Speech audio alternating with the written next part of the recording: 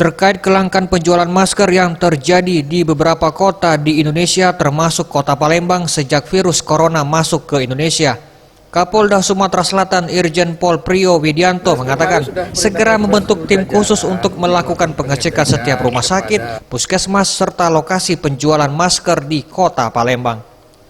Dari hasil pemantauan, pihaknya belum menemukan adanya indikasi penimbunan masker yang menyebabkan terjadinya kelangkaan.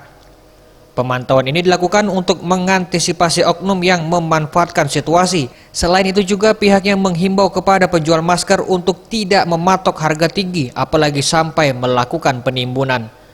Bila terjadi hal tersebut, pihaknya tak segan memberikan sanksi pidana.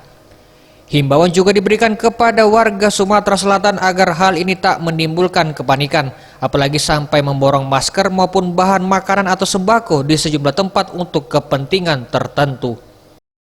Kita kemarin sudah perintahkan kepada seluruh jajaran untuk melakukan pengecekan kepada para penjual apotek ya, berkaitan dengan kelangkaan masker.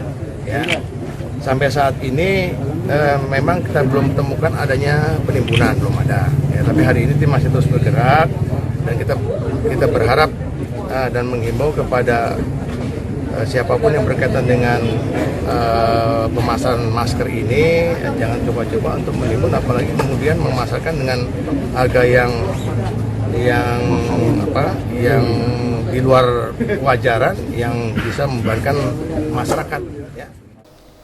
Tim Liputan Sriwijaya TV.